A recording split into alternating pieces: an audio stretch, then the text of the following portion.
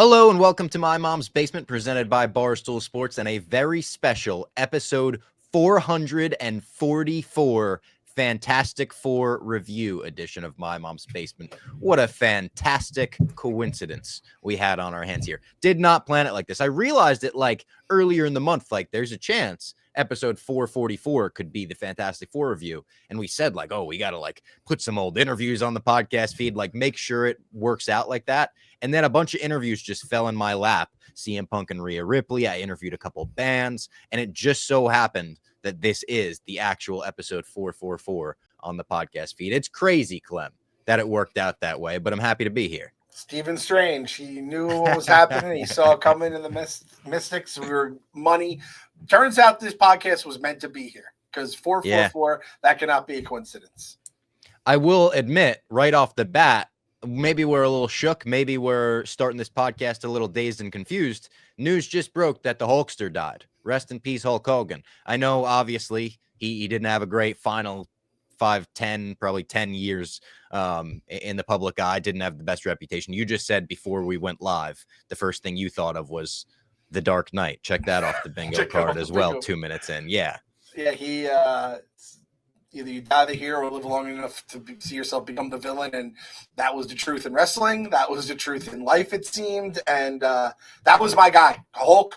I was diehard Hulkamaniac growing up, 80s during the prime of it. I guess I probably right after Andre is when I get into it, the body slam. And I am a diehard Hulkster. He leaves. I stopped watching wrestling and only got back in because of Stone Cold, who kind of was the next Hogan in terms of popularity. So it's crazy, man. I'm a little shook up by it. RIPHH. Also, people like, oh my God, didn't see this coming. Like, guys, did we watch it? Pay attention to the news. And you mentioned this in Chicago, the report of Bubba the Love Sponge. Yeah, people are like, Bubba the Love Sponge was actually right about a report, which is crazy. But he put out a report while we were in Chicago for the dozen that he wasn't doing too well with, I think, a heart condition or something, which, again, like, I hate to be this guy, but like, you're surprised that a wrestler from the 1980s that did copious amounts of steroids has cardiac arrest when he's in the 70s. It's one of those things that it's like, you're shocked to hear it initially, but like when you start to think about it, you're like, yeah, he's probably lucky to make it to 71. It's crazy. And I know we obviously all the bad stuff can't co-sign. None of that. That's horrible. He said some horrible stuff in his life. I did like spark up like a little relationship with him years ago because I just thought it was funny that he would end every tweet with HH. So I would respond and end every tweet with RF. And then he followed me and I was like, what the hell is happening? Wound up going down to Orlando. I've told the story in the podcast. We like weren't allowed to put the video out for some reason. We like they didn't sign the right papers. So they had the rights to the video. The person handling it was like, no, don't put it out. It was strange. But that day, like I spent a pretty decent amount of time with him. And he was just kind of a cool guy. He was asking me questions about Barstool. He's asking me about Rough and Rowdy. I had to explain that to him, Kevin Nash, and Scott Hall. But just crazy. He's one of those icons like OZZY, rest in peace OZZY this week, where it's like they're just pop culture staples. It's been around as long as I've been alive. Obviously, both of them have been in the limelight as mainstream gets for their respective areas. And then outside of it, too. It's not only like he wasn't just famous in wrestling. He's in fucking Rocky and he's a pop culture icon. It's just weird.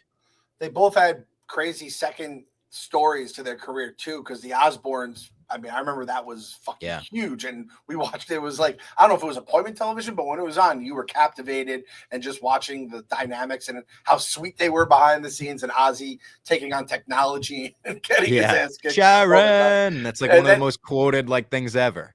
Yep. And what was the Hogan show? Hogan knows best. Hogan knows best. Yeah. So, and then obviously in their industries, absolute titans, crazy stuff off, outside of it. And then, of course, RIP, Malcolm Joel Warner, the Theo Huxtable Cosby show, which was like the true holy shit, like drowned because of a current. Yeah, it wasn't like he was old and sick. Yeah. Came in threes and it came furiously. So, but like the HULKSTER, man, I mean, this has a bunch of, we have a lot of wrestling stuff on here. I mean, we said the Mount Rushmore, right? We were talking Mount Rushmore. Oh yeah, of course. Recently, and that's a lock on the Mount Rushmore. Yeah, absolutely. You can't deny that. And so many people are posting clips from the Osbournes this week that, like, I wasn't watching it when it was live because I was so young, but I've seen little clips here and there or whatever. It was like on in my house, like my brother would watch it or whatever. The amount of burritos Ozzy consumed on this show is laugh out loud funny. Every meal, he's like, I need to go eat a burrito. He's yelling at his cats, get away from my fucking burrito. He just wanted burritos at all times. Very funny stuff. Rest in peace. Two icons, two legends. Interested to see how WWE handles it. I'm sure they'll give him a big farewell. The last few times he was on television, he got booed out of the building in an uncomfortable manner. Tough. So, yeah, we'll see how all of that's handled, but we'll get on with the episode. Rest in peace. I don't want it to get mean. It does feel kind of fucked up that Vince just outlives everybody. That's absolutely fucked up. Like, I don't mind being mean in that way. That's fucked up. Outliving everybody. Yeah. Big week for us in the basement this week. It's San Diego Comic-Con weekend, so expect to see some announcements if you go on social media this weekend. Bunch of panels going on. Not like the biggest, not like Marvel's doing a huge panel this year, but you'll get little things here and there. We already saw the first image of Ezra in Ahsoka Season 2 last night. We also saw an image of Darth Maul in the new Maul Shadow Lord animated series from Filoni and Company. And we'll probably wind up doing a slightly earlier in the week episode next week. If there's a ton of news this weekend and we want to like cover it quick, I would imagine we'll probably do that. But yeah, there's always surprises at San Diego Comic-Con. Big Peacemaker Season 3 panel is happening, which is very interesting to do a Season 3 panel right before Season 2 premieres. But I'm sure James Gunn will have something in the can. He's always got kind of an ace in the hole. Maybe he announces one of these shows that we'll talk about a little in the news. I feel like in terms of for these kind of events, DC has the most juice because Star Wars, we never think they're going to actually do anything, right? Mm-hmm. They're going to announce it and not follow through. Marvel has become almost too big that they have to, everything is a little more like broadcast out so they can't kind of just surprise you. Where DC be like, Wonder Woman movie next month. Boom, yeah. Or we'd be like, oh shit, like they could do so many different things, and we could get into that with the news, because my first segment for the news this week, before we get into Fantastic Four later on, we do have like a James Gunn interview to talk about and a Kevin Feige interview to talk about. James Gunn confirmed that he is not doing a World's Finest movie next. So it's not going to be Batman and Superman. Could it be Superman, Supergirl, like we talked about last week? Is it going to be like Superman versus the Authority? I know he talked about writing an Authority movie for a little bit. I don't think he was writing it, but they were working on it at DC. They couldn't figure that out. He's like, the writers moved on to a big thing. People think he's insinuating he's the writer that moved on to, I don't know what's going on there. Maybe the Trinity. Maybe you bring in, it's Wonder Woman, Batman, and Superman, and that's why it's not Batman and Superman, because it's all three of them. I don't know. We do know he confirmed that Anna Nogueira is writing the script for Wonder Woman. She is already the writer of Supergirl and is currently writing the Teen Titans movie. So this Supergirl script has to be fucking lights out if he's like, let's just sign her up for everything. Let's get the lifetime deal, a franchise tag on her. They're going all in, huh? I mean, this is all in, because it's the early part of it as well, right?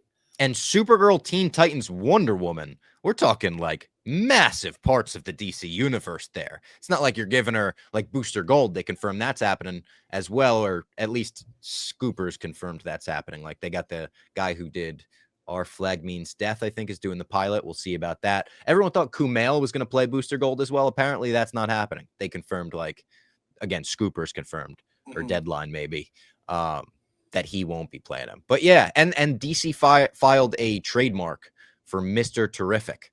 So I'm wondering if maybe that could be an announcement of some sort at Comic-Con. Hey, we're doing the spinoff, Mr. Terrific coming soon. Or maybe that Jimmy Olsen show. We talked about wanting it. You brought up wanting a Daily Planet show.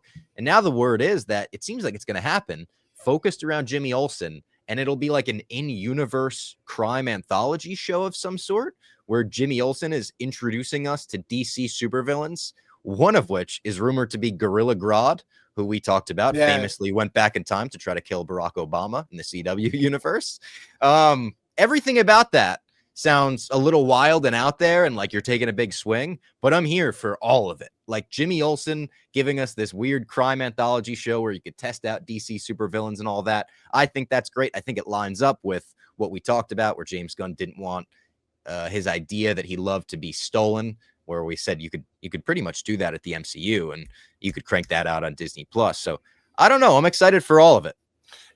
If this is a way to introduce a bunch of characters quickly in one show, instead of, that's always one thing that kind of drives me nuts with some of this. It's like, oh, we have all these characters, but in this show, we're just going to have the main character, and we'll get like one person that already exists and one new person that's like a C tier or D tier character. If they could just start churning out and put some villains on the chessboard, put some heroes on the chessboard at some point, I think that's good. Because like, what's the fucking like? Going slow and doing it and whatever. MCU did that, but at some point, like, let's just fucking start cooking here, James. We got Superman out there. We got to start moving. How do you feel about the World's Finest stuff? Is World's Finest? Is that the name of it, right? And then, like, I guess just. How do you feel about the Batman being not the Batman, but we're going to have a different Batman? And how do you think they're going to handle it? I very much welcome the DCU Batman existing. I want, like I said when we did the Batman review, like my brother said to me, he's like, I liked it, but like I can't take my kid to see it. And that like kind of struck a chord with me, where I was like, that is a good point. Like, I loved Batman and Robin when I was little. And I know it's the most laugh out loud funny, like so bad it's good movie. Still to this day, I'll go back and laugh out loud watching it. But like when I was really little, that was the fucking Bible to me. I was like, Batman and Robin, the greatest movie ever made. You get to see them teaming up finally. It was like, I loved the Adam West Show, and that felt like a serious version of it, as campy and ridiculous as that is. I want a Batman that not only you could take your kids to see, but I want a Batman that has Robin.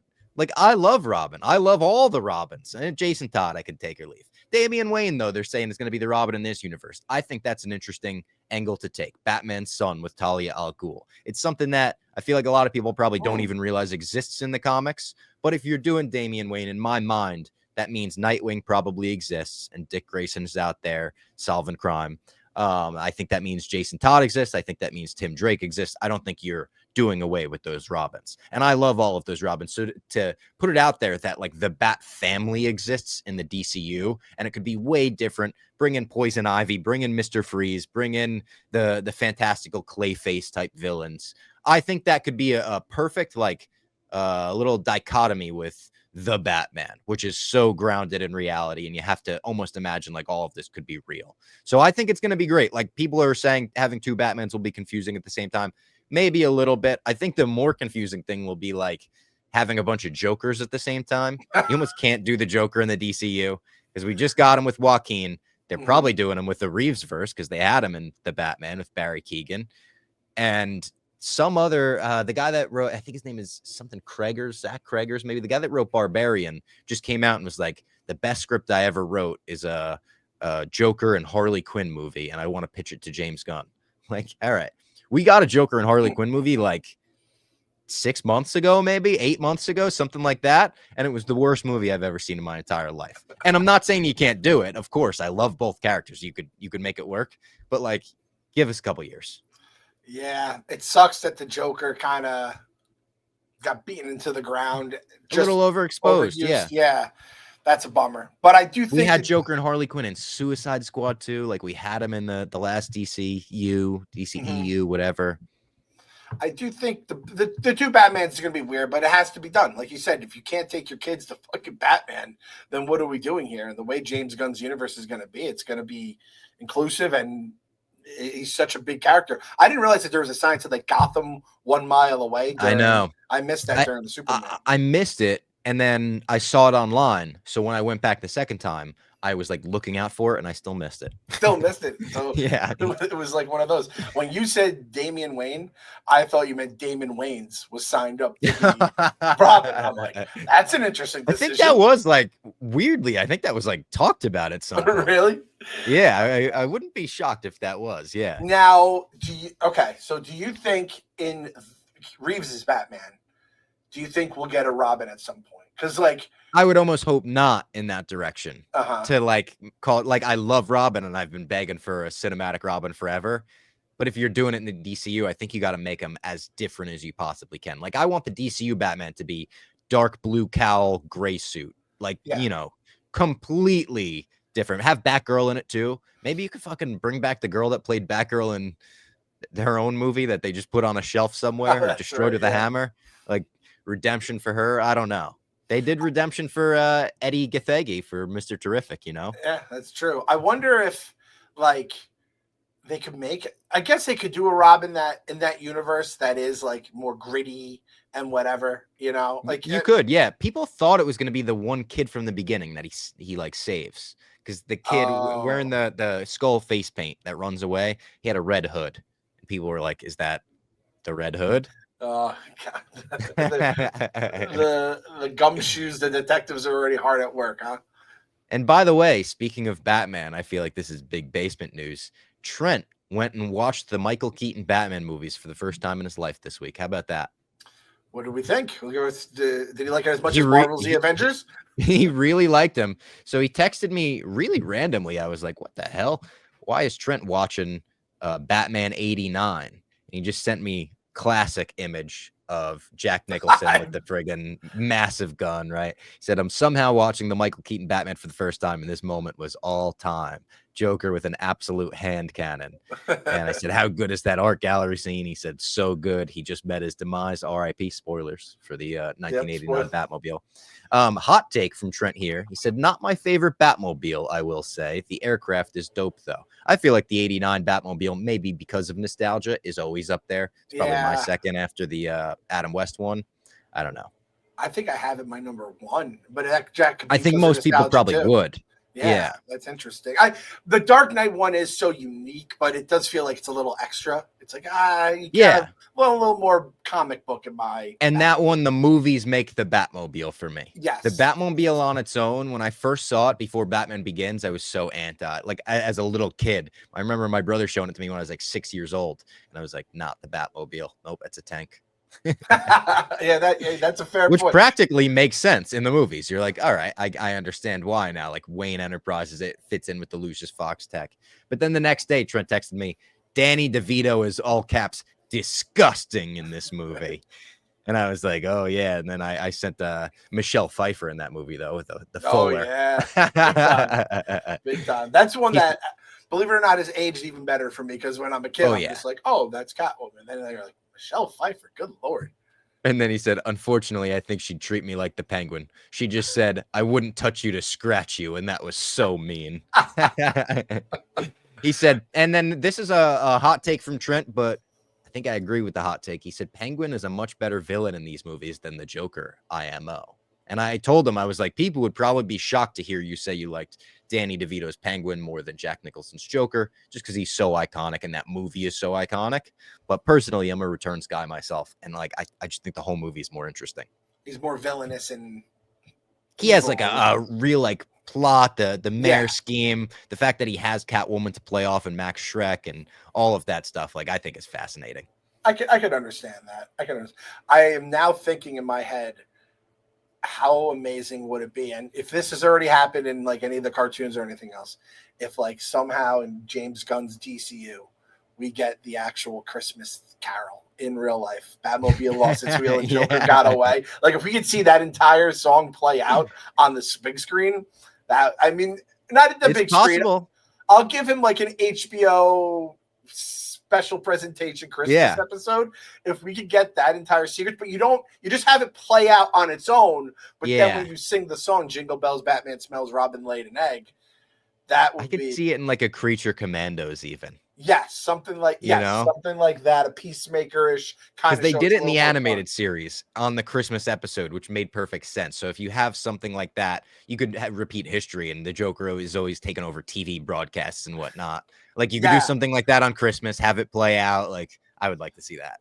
When my son came home singing that song in like kindergarten, I was like, I can't believe this thing is still humming. Boys become a man. The boys become a man. And like when we were growing up, Batman was everywhere. He's not as big for like the kids right now, because obviously, like you said, you're watching a guy with like blow up in the movie, or you have to watch shows from when we were kids. So I'm very proud that that song is still alive.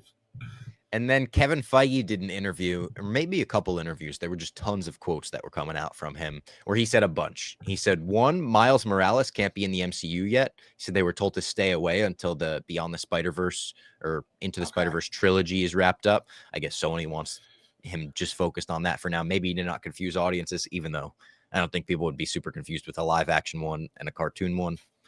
Again, I don't know what Sony's doing, whatever. They also delayed that a couple weeks, the next one. And then the directors came out and they were like, we're just delaying to get a better IMAX window. So it's not like a delay to be concerned about. They just want to be in IMAX for a little bit longer. We agreed that basically anyone but the guy from Sinners as Miles Morales is just a swing and miss at this point. I know. Yeah, his name is Miles. His name That's is Miles. what he said. He came out. He's like, my name is Miles. Let's fucking do it. My name is Miles. I want to do it. I love the character. At this point, like, I don't think you need to hit an absolute home run with the Miles Morales. This guy's at least a standing up double and could be a fucking home run because he crushes in Sinners. So, Feige, put it on the whiteboard. Put it in permanent marker on the whiteboard. How about that? Yes. Can't even erase this one. And perfect transition, because we heard a story that old costumes made for Blade were sold to Sinners for background extras because Blade was going to be a period piece set around the same time and maybe the same area. So when they scrapped that Blade script, they had a bunch of costumes for extras. They sold them to Sinners. Kevin Feige now confirmed Blade will take place in the modern day. He said there were 4 different versions of Blade, and they've come to the conclusion they're going to do a modern day take on him. And he had this quote where he said, we didn't want to just make another Blade movie where he wears a leather jacket and kills a bunch of vampires. And everyone, including KFC, was like, you're just saying you didn't want to make another awesome Blade movie? That's all we're asking for, really. Leather jacket killing vampires. We don't ask for much. So I thought that was kind of a funny quote and takeaway from the whole article. No, we're good on the cool, awesome guy in leather jacket. Yeah, like, we don't want to do another Star Wars movie with awesome lightsaber fights, like, what? That's what we like, though. So is Mahershala Ali and is everything else the same, or is nothing the same? He's still in. Okay, yeah, Mahershala Ali still in. I don't know if we even have a current director for it. I don't think we do. I think a couple directors have popped out. I don't know if we know the writer for it. We might. Not really sure. It's still... Maybe that could be, they're not doing anything for San Diego Comic-Con. Maybe that could be like a D23 announcement this summer. It feels like that's like, hey, guys, make an official update. But maybe you don't. Maybe you don't until you go into production because that movie's been cursed. Yeah, that movie, it feels like the less you touch it, the better. And then when it just, all right, we're going. And and we're off kind of a thing. Because then you're going to have cynics like us be like, oh, here we go again. How do you feel about the modern day announcement? Weird, like I don't really care, to be honest. I don't have like a Blade fandom. Like I wasn't a huge fan of Blade growing up or anything like that. So it's like whatever's best is best. The old take seems more intriguing to me on the surface. I'll say that. So this is like the way my dumb brain works. They mention it. The costumes are used for Sinners. I thought one of the coolest part about Sinners was how well they handled that time period. Right. I know. And then I'm like, they did it awesome. Doesn't mean Blade would have done it awesome, though. So, yeah, true. Sinners makes you feel like you live in that world with that first hour. Yes, you know? Exactly. I think I might just go rewatch it. I said I like to just throw it on, and once the blood comes out, I'm like, all right, we're gonna stop it now. I will say though, like modern day, there's probably enough newer stuff, technology, whatever it may be, that they can do something cool that they didn't do whenever the last Blade came out. So I guess I'm down with it. And maybe Midnight Suns, maybe like if they want to set it modern day because Moon Knight's modern day, then you could do Blade and Moon Knight and Ghost Rider and Punisher or whatever. Point. Like that would be fucking sick. So if that's the direction, if that's the thought, I'll support that for sure. All right. The Basement Boys have approved. But you have the rubber stamp, or is it at my house? Oh, I got it right. I think you got the rubber stamp. People, watch out for the people listening. Ready? I'm going to stamp. Stamped. Someone just drove off the road. And then he also said Secret Wars will be basically like a singular timeline reset. He was asked if they'll ever recast the iconic characters, and he was like, yeah, of course. That's how movies work. And people took that as like, oh my God, they're recasting Iron Man and Captain America right now. It's like, no, but did you think that for the rest of our lives, we would never see another person play Iron Man or Captain America? Like, pretty sure we're going to be able to, I'm going to be able to take my kids to an Iron Man movie one day, and it's not going to be Robert Downey Jr. That's just how life works, I think. And he confirmed Jake Schreier is doing X-Men. Drake Schreier did I think that's how you say his last name. It's kind of a weird Schreier. He did Thunderbolts. So that was his testing ground. Can you do a weird zany team movie that works? He proved himself, and now he's got X-Men, and he said after Secret Wars, X-Men will be the focus. He did Robot and Frank. He did this TV series Beef. Beef people loved. He was on one episode of Dave, which we love. Mm-hmm. A couple Kanye West things. Don't love that. Benny Blanco. We'll sweep those under the rug. He was a music video director, which is cool. I was a big music video fan growing up. He had some sauce in Thunderbolts. He had some fucking. It wasn't like, oh my God, this is the best directing I've ever seen in my life, but he did a couple things where I was like, that was fucking cool. That was a cool shot. The overhead shot of Yelena fighting her way through the hallway. You see her shadow taking up the whole frame. Like, he did some cool shit where I'm like, yeah, I think he can make an X-Men movie work. Like, I don't want to say chicken salad out of chicken shit. I think that might be a little, like, disrespectful to what Thunderbolts was. But let's be honest, where we thought it was going to be to where it ended up was definitely a big improvement. So if that gets you the X-Men movie, that gets you the X-Men movie. I can't even get upset or excited. I know. When we were going through the old X-Men movies and just how bad the people that directed them were, it's like, whatever, man. Just make sure this guy isn't a creep. So when I'm rewatching it 10 years later, I'm like, not feeling icky about myself. Yeah, go back, listen to those episodes, by the way. We haven't plugged them in a while, but I feel like those are very evergreen. Before Deadpool and Wolverine, we went back, we did real deep dives on a lot of the X-Men movies, and it was really fun time. I like doing all of those episodes. Found out a lot about all of them through like fun facts and trivia dives and stuff. So check those out. And then the final Feige quote, which is just a little confusing. He said they were already talking to Robert Downey Jr. about coming in as Doom and moving on from Jonathan Majors as Kang before Quantumania came out, which means before the allegations against Jonathan Majors, which means they were talking about pivoting to Doom, but they left that post-credit scene in Quantumania where they set Kang up as the big bad. What are we talking about there? You ain't got to lie, Kevin. Kev, come on. That seems like a lie, right? Like, I love Feige. We trust the Feige, but like, what? That just, it doesn't make sense. If you're saying that's what we did, then like, it's a little dumb. No? Kevin, you show me the picture of the whiteboard with like a date in the background to prove that you had newspaper. This written down. Yes, newspaper somewhere located. And I'll believe you. Even if it's like, what is it? Like, if it's like a security camera footage, and I can see the little date in the corner in the top. Yeah. Then I'll be like, all right, they had it written down. RDJ as Doom and crossing out Kang. If Kang was the dude, and listen, we were all on the Kang train. There's nothing wrong with being on the Kang train. The Kang that was conducting the train turns out, kind of like I talked about those X-Men, bad guy. We didn't know that at the time. The Kang that was promised. The Kang that was promised. I mean, I was just thinking about, man, He Who Remains. That was fucking so awesome character. Crushed. I mean, the Kang that was in Loki was like, even in the Kang in season 2, like the Victor Timely Kang, like everything they were setting up, I saw the vision. I was like, I get it. And then you have someone brought up the wrestling term, like, no shit, people didn't like Kang. You had him job to Ant-Man in his first outing. You got to have him squash someone first, and he didn't really get to do the squashing. I wrote an entire blog about how Ant-Man was about to get his ass kicked. And I was fine with it. It looked like that from the trailers, too. They promised it. Yeah. And I like Paul Rudd, but I was like, hey, you have to do this. It's like when your favorite wrestler gets crushed by whoever the Goldberg is that they're pushing. It's like, exactly.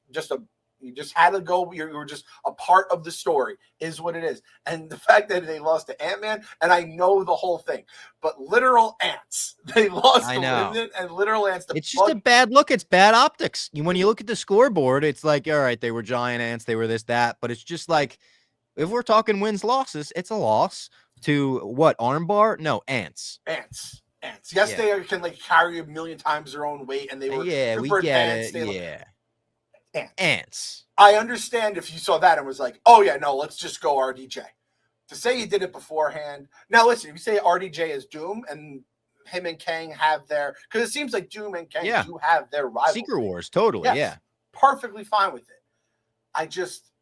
You know what? I have to listen to the context with this because there's a chance Yeah, he might have I been was saying. thinking.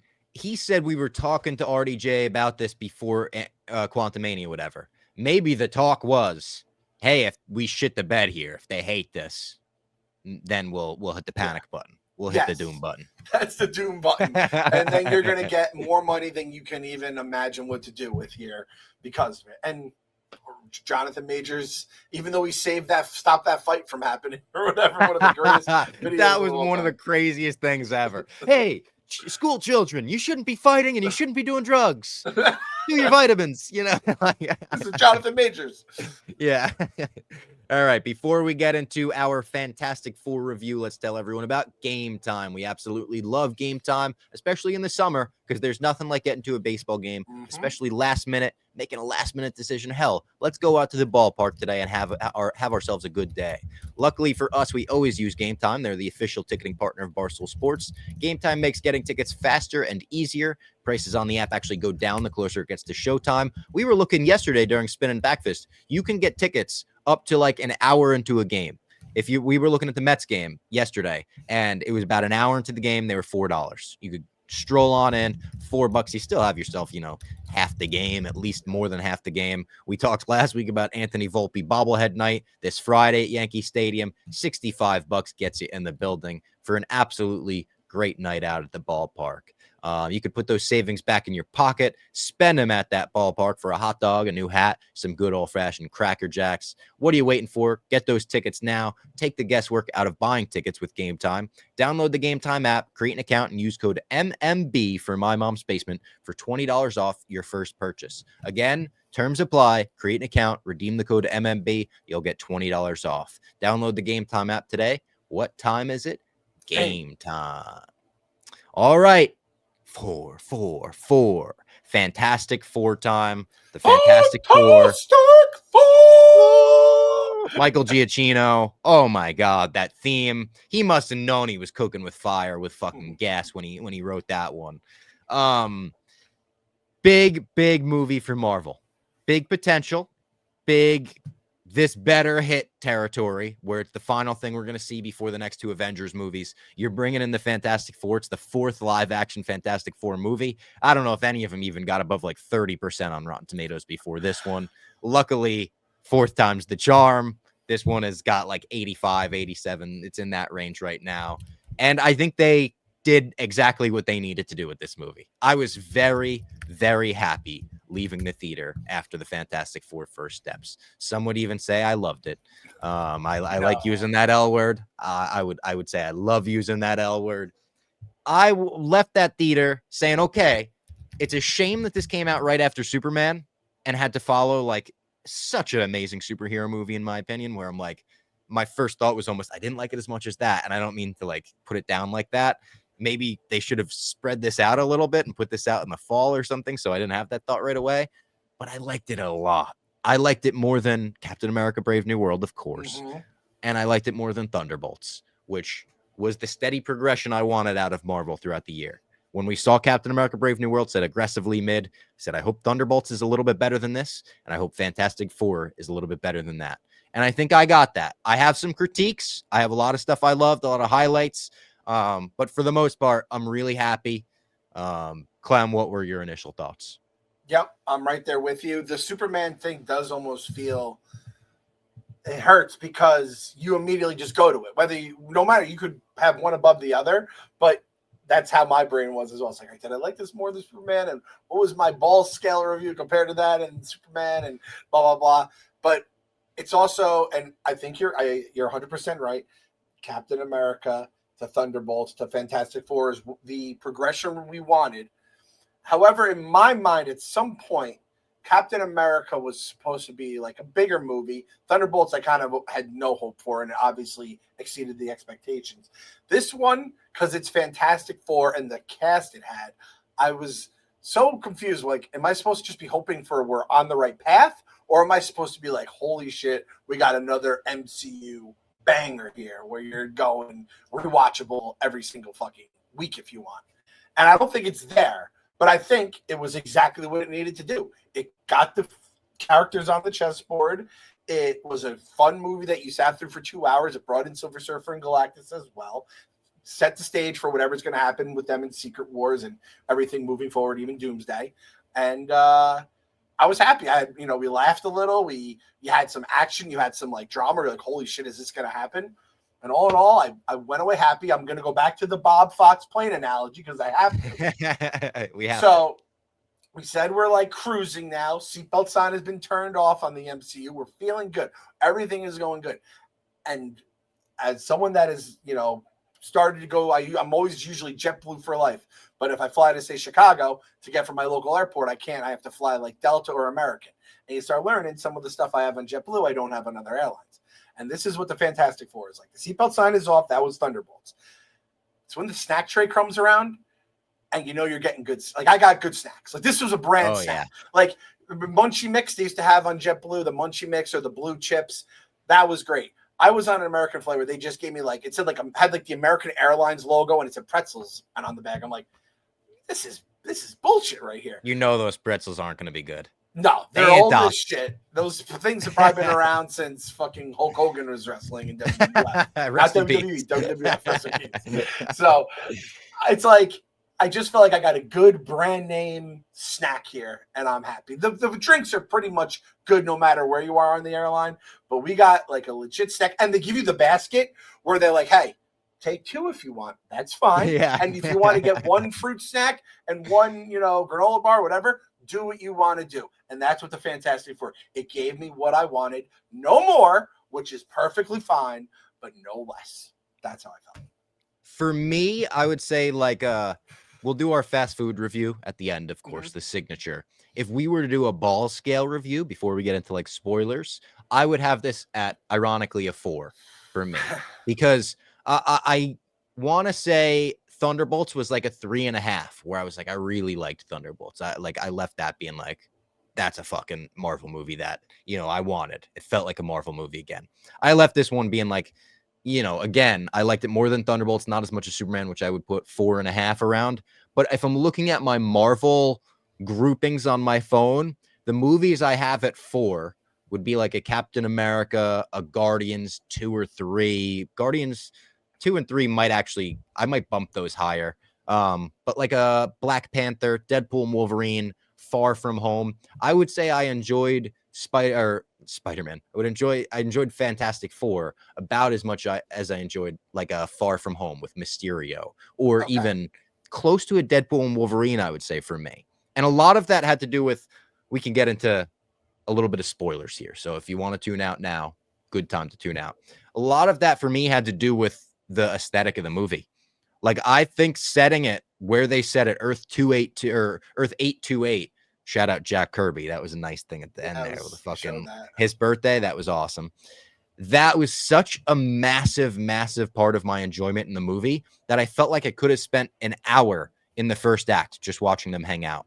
Like the introduction of them on the television show, brilliant. The way that was done, the little you all know the story already, and then you tell us the story very quickly. You show us a couple of their villain battles. It all felt, ironically to me, like The Incredibles. The Incredibles. We were joking. These people were like, oh, Fantastic Four is ripping off The Incredibles. And obviously they're not, because The Incredibles is a Fantastic Four story for the most part. But this felt retro-futuristic. The family dynamic, the stuff with the baby. I think there was a lot of Incredibles, heart in it for the most part. I thought all of that stuff was brilliant. Did you like how different it was from the rest of the MCU, in that way? That was one of my favorite parts of it, was how different it was. And it's kind of nice when you can just go to a different universe and you can have the retro stuff. You could have the public all like the superheroes, right? They're they're saviors. It was kind of nice. And they're the only ones. It was kind of refreshing, where it was oh, this is it almost felt like it wasn't an MCU movie, even though it was. Yeah, exactly. And then for the characters themselves, everyone loves each other and gets along. And it's obviously you have the husband and wife, and they have your typical trope husband and wife stuff, which is fine. And then it's the best friend who's not just oh, the wife doesn't like me because I'm out drinking. It's no, he loves her. And then the brother gets along with everyone. And I was that's just kind of nice. You don't really get that. And maybe that's a little 50s-ish campy kind of stuff, but I kind of liked it, and it was just nice. I loved it. All the stuff we see in not just superhero movies, but a lot of movies in general. It was a nice change of pace. So I'm right there with you. And even we were like, oh, are they gonna fuck up Herbie here as the robot? You know, yeah. He was done perfectly. When they're like, Herbie, we need help. Like, all right, Herbie got this. He has this here. He's not gonna let us down. And it's not like over the top bashing you in the head with Herbie stuff because they want to sell you a $50 Herbie when you go to Disney. No, it wasn't overdone at all. That was one of the first things we said afterwards was like, oh, they didn't overdo Herbie at all. It was like likable. I love the little shot where they're taking off in the spaceship and Herbie puts himself in that like little foam concave. I was like, that rocks that they made Herbie a little fucking slot on the ship where he doesn't have to strap himself in. He just like tucks himself in. I thought that was really good. Everyone, I thought the casting was awesome. I thought Pedro Pascal, the people that were doubting him as Reed Richards are going to eat their words because he was amazing as Reed Richards, and his dynamic with Vanessa Kirby, who does, I was told she steals the show in this movie, and I think she does steal the show for the most part. Their dynamic together was so good. Like you said, their dynamic with the other two who like have that the family relationship, even though Ben Grimm isn't family, he is, you know, it's like he's part of the family as much as Johnny is pretty much. Johnny, I thought Joseph Quinn sounded exactly like Chris Evans in a weird way. I don't know if anyone else is like pointing this out or anyone else feels the same way as me. When he opened his mouth and did an American accent, I was like, he just sounds like Captain America right now. It sounds exactly like Chris Evans and also the Human Torch, obviously. All of the CGI looked amazing. Like not all of it. That was one of my critiques was there was definitely a few scenes, specifically baby stuff and some of the stretchy Reed stuff, but like the CGI specifically in Human Torch, amazing. Ben Grimm, amazing. I loved seeing the fits Ben Grimm was pulling off, him going in the fucking trench coat and the hat and the sweater vest for dinner and everything. Like that stuff looked amazing. The clothing on him, I was stunned. I was looking at the wrinkles on it or the folds, and I was just like kind of astonished by that. We saw it in IMAX, by the way. We were expecting the aspect ratio expansion for Galactus scenes. If you see it in IMAX, I think it's just IMAX ratio the whole time. So we were, that's probably a dumb film brain thing. Like we don't recognize that thing. Jeff D. Lowe would probably be like, oh, I'd be so ashamed. Of course not. He knows that. He knows all the aspect ratio shit. But yeah, all of that stuff I thought was so great. I will say right off the bat, my biggest critique with the movie, I would say, had to do with the family dynamic in just a couple scenes. I love this family dynamic.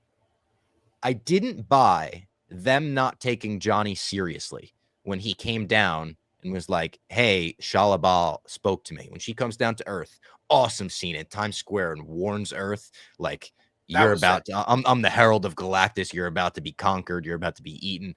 Amazing. I talked about loving that trope in superhero movies, like warning Earth before it's coming. Like I think it always goes off, but really went off here. Times Square was such a good setting for it. When Johnny comes to them and it's like, guys, I spoke to her. She spoke to me. And they're just walking away from them. They're like, yeah, whatever, Johnny. We're not interested. We're trying to solve this. I know that's kind of the dynamic in the Fantastic Four as it is. You're talking to the smartest man on Earth, and he's like, yeah, you had a crush on the Silver Lady, whatever. I just didn't totally buy it in this story. And even later on, when he's trying to like decipher the messages and feels like they're almost not taking him seriously, that was just one hang up for me where I was like, I think this team would want to hear out Johnny. I think they would want to hear what he has to say here. But that's really like, honestly, I think that's my biggest critique in the movie, which is such a small part of it. Yeah, I think that's fine too, because it's like, oh, he's a horn dog. She's a silver naked lady, blah, blah, blah. Yeah, which was funny. I'm like, we're all with Johnny, right? Like, you guys are cultured people. You're in the know. Why are we like just hammering this home? Like, let's just get this done and we'll move to the next part of the movie. And they did kind of like hit that a few times. I also love the Herald stuff in general. I heard that like it's a TikTok trend where like people are putting up like, I herald this and herald that. They asked Julie Garner, the actress who played the Silver Surfer, about it, and she said she heard that it's like going viral. So don't have any goddamn clue about TikTok, obviously, needless to say. Yeah, me neither, honestly. And some of my TikToks from the CM Punk thing are going off, so shout out to everyone that's been on the My Mom's Basement TikTok. I think we went up like a couple thousand followers this week, which is amazing. Right, great it's work been a long by time you. since that's happened. Yeah, great work by you. Shout out to CM Punk and Rhea Ripley. Go check out that interview if you missed it. There was nothing weird or lame in this movie, which they could have done with like your family and like the family dynamic for sure. It could get weird if you're dealing with space stuff, the whole just existence of Galactus, the thought of the Galactus. And it kind of made sense to me, even though I've read them in the comic books. And even like the way they handle it, like, I guess there could be diehard comic people that'd be like, that's not how Galactus would roll. But for what they needed to do in this movie, I think that was perfectly fine. I said this afterwards. I do think this was as much about like, hey, Fantastic Four, we're making their movie. We're going to make it good. Perfectly fine. The next movie could be the one that's a fucking, oh shit, I got to rewatch this a bunch. I think the next movie will be their first real movie. This was for someone that didn't have to do the whole origin story. Thank God with that, like you said, that perfect 5-10 minute opening. It like got everything established. But I think the one that they can really take some chances to make some really good stuff will be their next movie. I also like the things like Subterranea and the whole thing with Mole Man. Like that stuff felt real. It felt like you were in it. And when I rewatch it, I'm sure I'm going to like it even more. Shout out Paul Walter Hauser as Mole Man. He cracked me up the entire movie. Harvey Elder, I think his name is. He got some big reactions in the theater too. I think the theater went nuts for it. Our theater was a little over the top with the laughing, I thought. I think we have some diehard nerds in there because it's we did have some diehard nerds for sure. Yeah. So I was like, guys. It was me next to Clem. Yeah, I'm not pointing fingers. This is Spider-Man meme. Like we're all pointing at each other here. Trust me, I have no problem admitting that. But they were the humor was a little different than a typical Marvel movie, I thought too. Agreed. It wasn't like the typical they fly now, they're red now. Like it wasn't those jokes necessarily. It was a little like 50s, 60s stylized, little transatlantic humor. And I do think the time period, like you said, that helped them do like Ben Grimm wearing a trench coat wasn't weird because it's like in that world you would wear a trench coat or a Brooklyn Dodgers hat. And I do like, I don't know, man. I just like the Thing. I think the Thing is just cool. We talked about a Brooklyn Dodgers theory too. He's wearing the Brooklyn Dodgers hat in the whole movie, but in the comics there's that famous panel in Secret Wars where he wants to go watch the Mets. So I said, do you think he's going to come to our universe and realize that the Brooklyn Dodgers left and feel so heartbroken and be like, fuck it, I'm a Mets fan? Yeah, he's gonna be like, well, and then it's like, no, they got replaced. They even have the blue in their logo from the Dodgers and the orange is from the Giants, who abandoned this city. And we even took the pinstripes from your evil Yankees, Rob. So. Oh, come on. You know I thought Ben Grimm wouldn't like you, Robbie. He wouldn't like you, Yankees fans. I'm just telling you. No, he'd like me. Ben Grimm would love me. He'd love me. One of the things that could have been lame that wasn't was his little romance. I don't know if that romance was in the comics. It's with Alicia something and she's blind, so I don't know if it was supposed to be the same girl, but like Natasha Lyonne, very small role in this movie, but I was kind of like, it's like cool to see a great actor in a small role where it wasn't overdone. It wasn't like we were in a friggin' Thing romantic subplot, but it was kind of nice to know like, all right, the end of the world's coming and he has someone to go to and kind of like check in with there. Like I thought that was well done, that whole thing. His whole thing about being a rock, essentially, and then the whole love thing, that was like they touched on it. They didn't hammer it home. I feel like they might have hammered it home. They might have hammered it in like the first one about how he can't change and everyone else can hide their powers. He can't hide his. But yeah, I didn't need to see it. The whole like conflict of Ben, but it was nice to be like, all right, we could dip back into this love story in that next movie potentially. Yeah. And I was like, oh shit, good for her. Like you always happy to see someone making the Marvel paycheck. Yeah. I want to see Ben Grimm and Korg on screen together, our two rock gods in Marvel. Other things that I loved in the movie. Thought Silver Surfer overall, Shia LaBeouf, very well done. I thought the CGI was great. I thought the way they handled her coming down as the Herald, being conflicted when Galactus wants the baby, and she's kind of the one that's like, but it's a baby. Like she can still see that, and we see her life prior where she had a child of her own. I really wanted them to show a husband. I was like, show the fucking husband so we know that like she gave that up, and maybe one day for what she did here, Galactus is gonna make the husband the Herald, and then it's like even more of a, oh my god, you have my husband prisoner or something like that. But yeah, CGI looked great. Her fucking surfing on lava, her surfing and catching a kind of a wave in the wormhole, like all of that. I was like, the Silver Surfer kind of fucking rocks here. Yeah, and when she shows up, And you're just like, oh fuck, we have to deal with this again. And she can like go through things. Just an Yeah. absolute problem. She goes for the Some baby. cool shots. Yeah, the shot where she's like really reaching, she's like almost in the stomach reaching for the baby. Like that shit was fucking some metal shit. We'll talk about some metal shit coming up too. Yeah. I mean, we could talk right about that. I thought the whole sequence, the space sequence, was awesome, so tense and so Star Warsy to me. And not just because they get pulled in by a big tractor beam and they're like, that's no planet, one of those type things. The whole dynamic between them on the spaceship reminded me of the dynamic in the Falcon.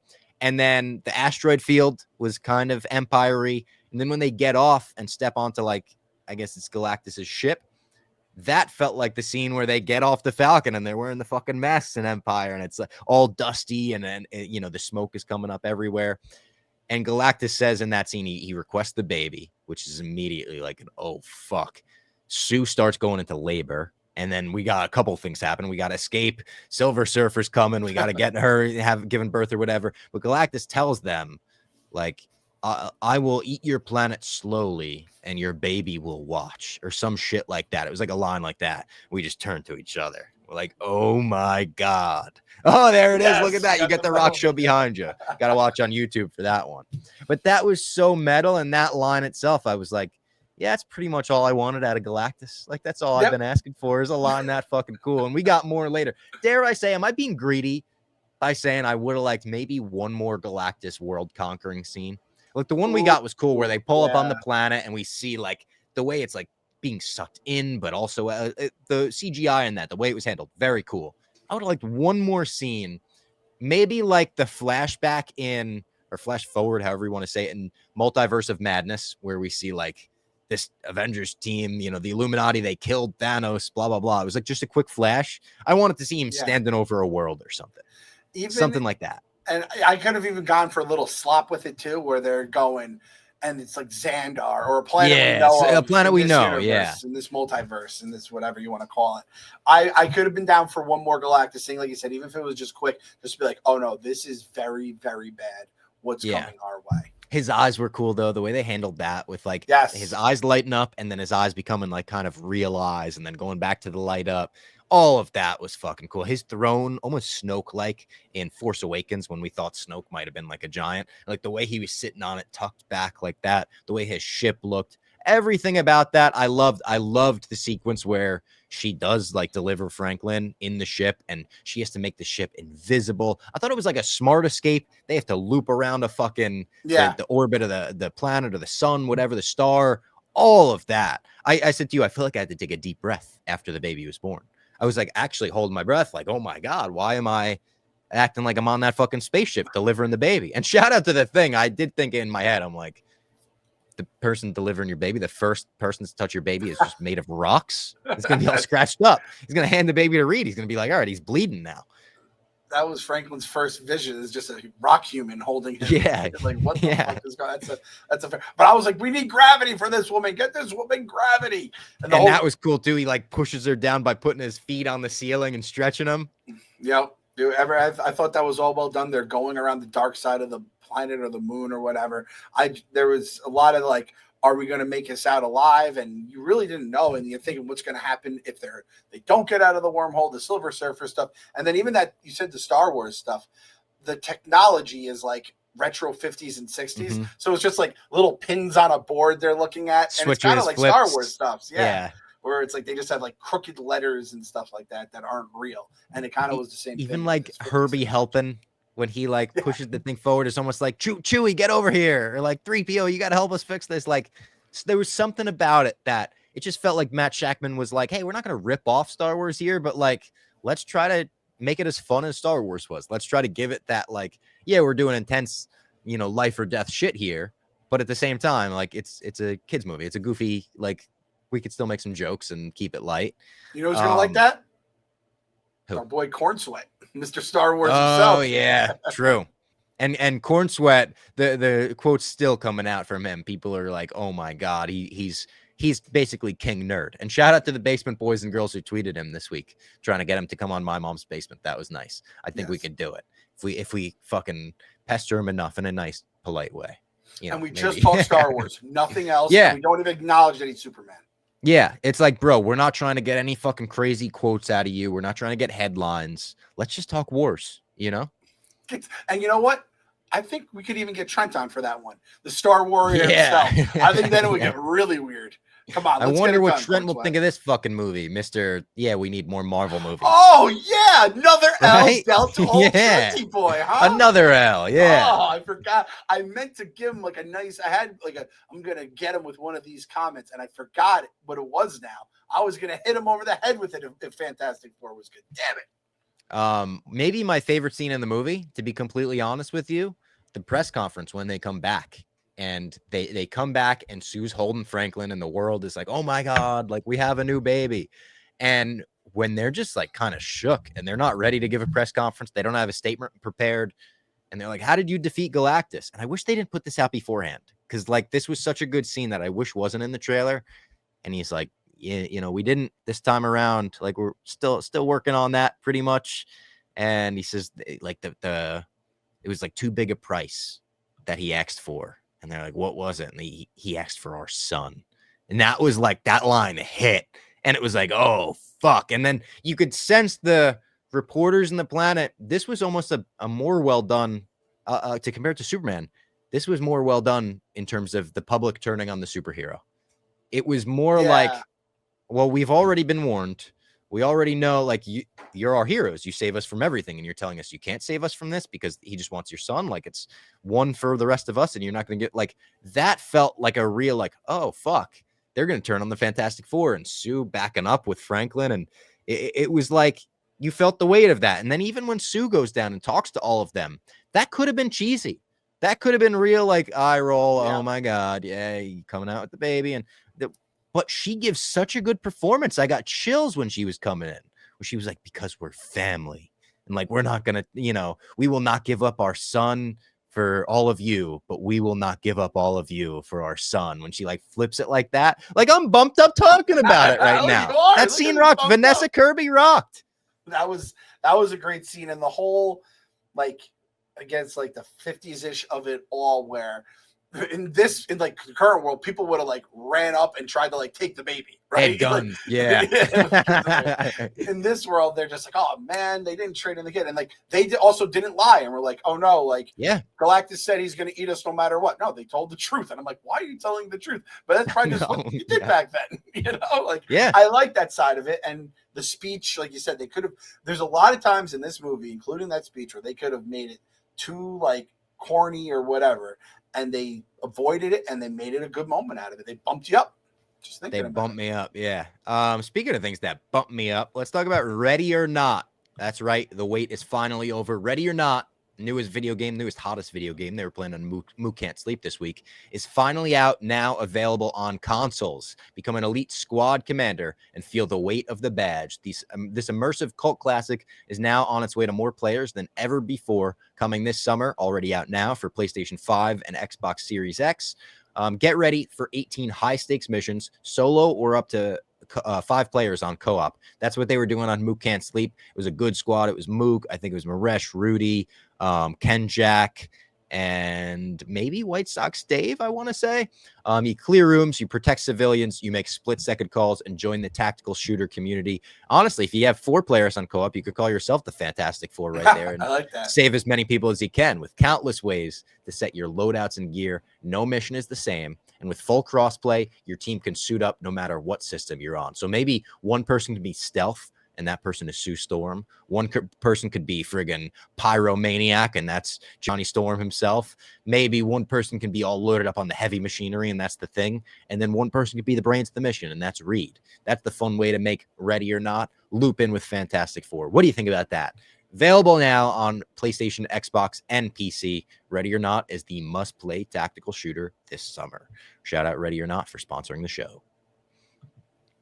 And then the final act of Fantastic Four, I really liked. I liked them coming up with a plan where they say, okay, we can't get away from this. Like, maybe we can get away from this. Maybe we can set up all of these like transponders on Earth and send Earth away. And it makes you think, knowing what's coming next, oh, maybe they're coming towards the MCU. Maybe something's gonna malfunction, wind up in the MCU in our universe. What Earth is that? Earth 838. So I was thinking, or is it 838? I think it might be. I don't know. 838 might be the one from Doctor Strange in the Multiverse of Madness, actually, that they go to. It's not 616 because that's the comic universe, or is it 616? No, it's 616. It is 616. That's right, because I think it's Miss Marvel, the actress that plays her, goes to Kevin Feige, and she's like, "This ain't Universe 616 because Universe 616 is the comic universe, so you should recanonize that." That's right. But I like the idea of Reed Richards saying, "Let's send the Earth away from Galactus so he can't get to us." And then I love Silver Surfer fucking that plan up. And when they start blowing up and she's going through them, that was a very cool scene. And then being like, all right, what if we just send Galactus away, trying to trap him in Times Square? And I think someone said this on Twitter. It was like a smart, dumb plan. And that's almost what you want, yeah. Where it's like, yes, it's like, sure, this would work. But it's also, we're going to put a baby carriage in the middle of Times Square and hope that he walks towards it and whatnot. And then when it doesn't work, you have the idea of like, or you have the thought in your head where you're like, how the fuck are they going to do this? And that's what they wanted out of it, where it's like, well, how are we going to defeat him now? And the way that they went about it, I thought was so smart, having everyone underground with Mole Man, bringing him in and being like, we got to fucking negotiate with this asshole. And everyone goes to Subterranea. And then he's walking through the city and they fucking use their powers like the Fantastic Four should. Like the Incredibles showed how the Fantastic Four should use their powers, basically. Where it's like they're teaming up. Vanessa Kirby with her fucking, telekinesis or whatever you call that kind of power. When she was pushing Galactus back and it's fucking Reed Richards jumping off buildings trying to get the baby out of his hand. And then Johnny Storm is up in the air and he's fucking, when he's getting all over lava all over his eyes and shit. The Thing jumping on buildings and catching people. Everything about the way they were using the Fantastic Four and the team up powers, it was perfect. It was the difference between, when they team up two random superstars in WWE, they're in a tag team match. It's fine. But then when you watch a Rockers match and they're doing everything in sync and it's like they've been wrestling in there together for 10 years, it's like, yes, this makes sense. I love the Thing running through the pillars to make Galactus fall like he was holding, the building was holding him up. And then the Silver Surfer coming in for the big save at the end when you think Johnny's going to make the sacrifice. All of that worked so well. Even, I'll be honest, even the stuff where Sue Storm, they do the fake out, she kicks out at 2. You think she's dead and they put Franklin on her chest. You could see what was happening there when it's like, we know the baby's super powered. We know it's got these crazy powers. We know they're not killing off Vanessa Kirby before Doomsday. But they let it go just long enough where I was like, are they? Like, is it going to be like a variant of her that's the MCU version of her? They're doing a Gamora thing where she's not going to fall back in love with him. Like, they stretched it just long enough to make me think maybe. That happened multiple times. The Sue death, I was like, oh, shit. And then I'm thinking in my head, are they going to recast one? Or is maybe the Fantastic Four will be the kid replacing the mom, and she had lost her mom? And I'm going through all these thoughts, and I'm like, I should not, no, she's going to survive. And then at some point, I was like, she's fucking dead. And then when the baby comes on, you're like, okay, this is how they're going to get out of it. But the fact they got me there after 8 and an okay way to get out of it. Yes. I didn't roll my eyes at that. It was like, all right, we know this baby could have been the fucking next Galactus. Galactus was ready to sit down on the throne. And that was also like, all right, villain with like fine motivation. It's not just like, what? It's like, he's 14 billion years old. He's like, finally, I got someone that could fucking take this off my hands. Galactus isn't like, hey, I'm here to kill Earth because I want to kill Earth. He's like, I want to stop consuming everything ever. I would love to make this trade. This is a fair trade. Everything there made sense. Even this, when Galactus looks and he sees the baby with Herbie, and my heart sank. I'm like, oh no, he figured it out. Like you really are invested in everything. The way they got it going, and you see Galactus going in, you're like, we did it. And then he gets back out and you're just like, oh, we are fucked. And then even like you said, the original plan coming together, you're like, this won't happen. And then they get all this stuff up, which is a very cool thing now that we have Reed Richards back. We lost like we have Banner, but we lost like the super smart guy that can just like make shit like this happen. He can just create stuff. He's an inventor. And now we have him back in the MCU. So that was very cool. A lot of the stuff that they came up with, and they're having the curfews for the energy consumption, all that. I loved it all. And the Sue's death, man, I was going to text you guys the other day and say, they actually got me with the Sue thing. And then like you said, you're waiting for all right, we hit the button. It it moves the Earth, but then we're now in this multiverse, and everything makes sense. This is how Fantastic Four goes into Earth 616, and they completely bamboozled us because that didn't happen. Yeah. And even the performance from Pedro when he is like doing the chest compressions and he's begging and he's crying and he's like, please no, that got me to buy it as much as the score did. Like Michael Giacchino, the score of the entire movie, this guy just goes off. That's what he does. He steps in there and he goes off. We got to talk about this guy, honestly, with the greats. When you look at his whole resume, it's like obviously John Williams, number 1, Hans Zimmer, number 2. Michael Giacchino is in the conversation for 3. Like, that is how his Pixar credits are crazy. His Marvel credits are crazy. He did the last Jurassic World trilogy, which I know loops in a lot of Williams themes, but like he did Rogue One. He was able to do the first Star Wars movie post Empire or post Williams and be like, I could do this. We could do Star Wars without John Williams. He's got the sauce, Clem. He definitely is worthy of a sign in the basement. He's a sauce haver. He's a sauce scatter. Oh yeah. Big time. And Matt Shackman does too. After WandaVision and this, I'm like, oh yeah, make sure you keep that guy around the MCU as well. Sign him to the fucking deal that you got Anna Noguera signed to in DC, where it's like, let's just make sure Matt Shackman keeps coming back. You know, like once this guy got you with Up, and he makes your heart and that go Up score, yeah, one of the best Pixar scores ever. That's like one of the most iconic for sure. And then the post credits, mid credits, and post credits, crazy. Confirmed, directed by the Russo brothers. So again, just like Thunderbolts, this may be an actual scene from Doomsday. Sue Storm, 4 years later. We cut to 4 years later, which always gets a reaction in the theaters, which I think is funny. Like, it got definitely for Endgame, I understood when it goes to 5 years later that you're like, oh, we've just been sitting in the loss for 5 years? That's crazy. In the theater, when they go to 4 years later and she's just like talking to toddler version of Franklin, the theater gasped. Like, we missed out on 4 years, but it was like a cool way of looping in the 4 and everything. And she's like, she's reading him The Hungry Caterpillar. Funny for Galactus World Eating, whatever. She's like, where's the book you really love? I got to go find that book. She goes and gets it from Herbie, which was, what was the book he loved? You said it was Never Fly or something like that. It was like Never Fly. Yeah, something weird like that. And we hear like a whoosh or something. She turns around. She walks a little closer. And we see Victor Von fucking Doom with Franklin Richards. I mean, he had the green cape. He had the mask. It looked as comic accurate as you could ever ask for. The mask was chrome and sleek and shiny. The green was bright on that cape. And then we just fucking hit the black. And that's all we get to see. So Doom is here. Then you go and get a post credits where they show you the cartoon intro for the Fantastic Four thing. Great, funny. That's the sort of thing I wish came out as promotional material for this movie instead of maybe one of the scenes that they put out there.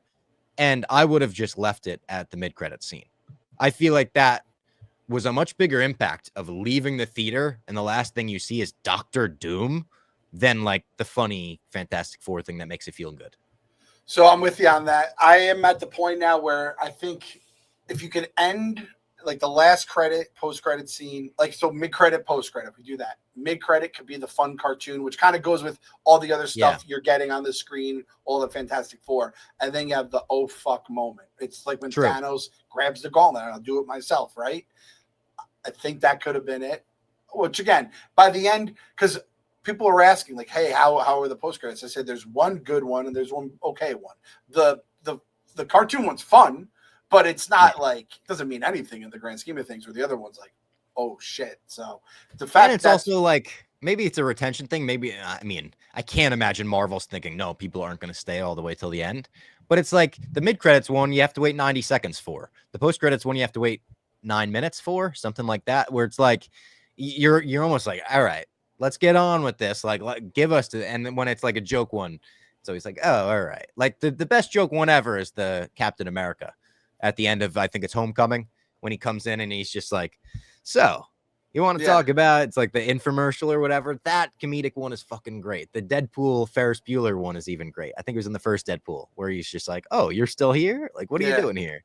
At this point, I agree with you. Either take it out or flip it and make the real important one the last thing we see. Because we're going to stay. You leave the theater going, oh my God. But instead, we said, oh my God, in the 9 minutes between the other two. Yeah, and then you're like, oh, okay. Oh, yeah, but that other thing, do you think that was Robert Downey Jr. there? You know, like that's what you start. And I'm begging to know, was that him behind that robe? Was he on set for that? Was that like, did they say Robert Downey Jr. get down on one knee and talk to this baby, or was that just like a stunt guy? Got to look in the credit. Would that be in the credits?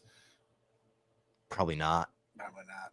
Although I don't know, they put the Fantastic Four theme in the Thunderbolts credits. Remember that? That was like, and that's the other thing here. So then it's like, what the hell? I thought we were going to have an explanation of why the Fantastic Four ship was in the Thunderbolts post. I know. Scene. I thought it was just going to be a continuation of that scene. When they said the Russos directed it, I thought it was going to be like ship crash lands on the new Avengers building.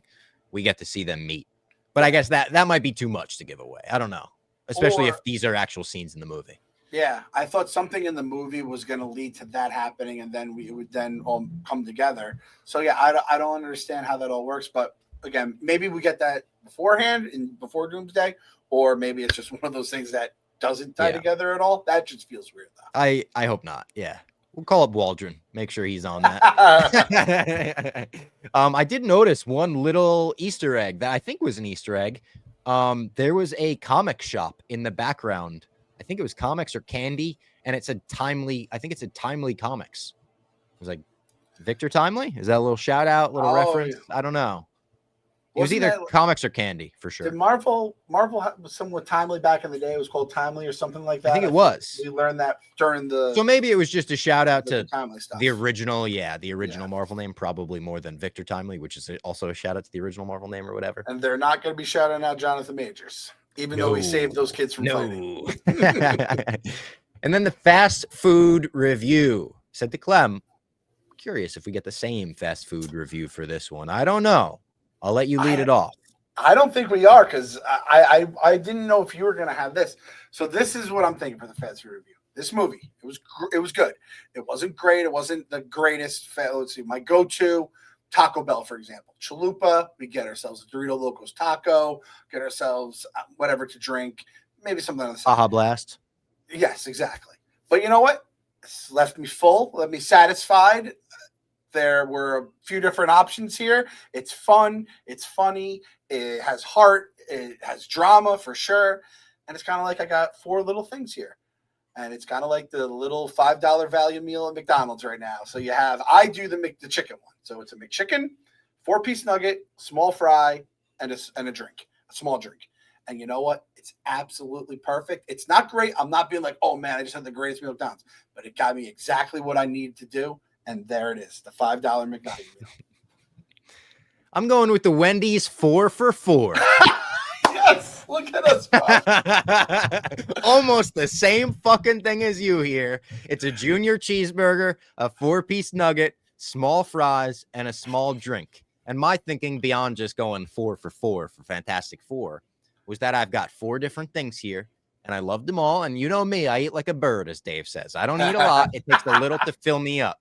So I understand this won't fill everyone up. But for me, I'm full. But I also only have a small fry and a small drink. So I want more.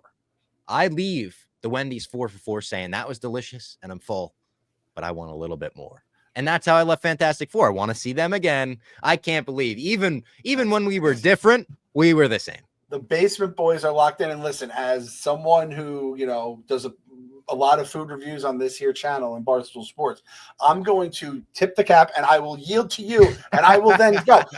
4 for $4 makes so much more sense. I just didn't think about Wendy's. I think I had the McDonald's meal on the way home because I had dinner that day. So I was like, oh, this is perfect.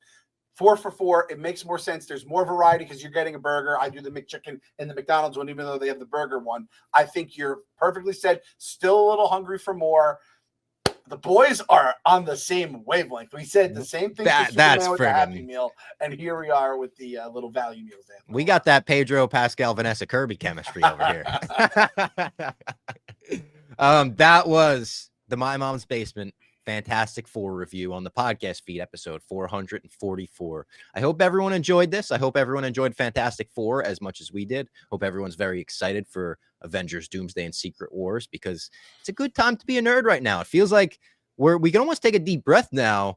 Peacemaker, I feel fine about next month. I don't think we have to worry about that being bad. It's like we're kind of a win on 2025 as a year for comic book movies. There's a point where, like, after I had like a couple like flights to like Chicago or Florida, I'm like, man, I should fly more. I don't like flying, and I always dread having to fly. And then after I have a couple good flights, I'm like, oh, this isn't so bad. I'm looking forward to doing more. I got to do this more. And that's how I feel. I'm like, oh, I'm looking forward to the next set of movies here, which I saw are like a long time away. We have some shows. I know we got, and which is probably pretty good. Yes. You know, give us a little bit of time in between. They're filming the Punisher special presentation right now. So little things like that, shows like you said, to hold us over. But yeah, give us a little bit of time to let people settle in the thought of like, oh yeah, the last couple of Marvel movies were good. Let's go see the next one.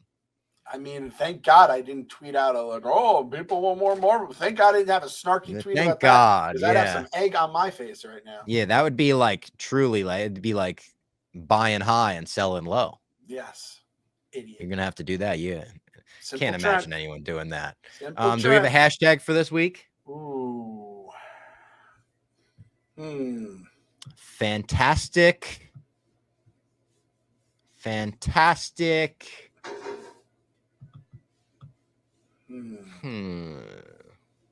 Oh, by the way, I forgot to mention this.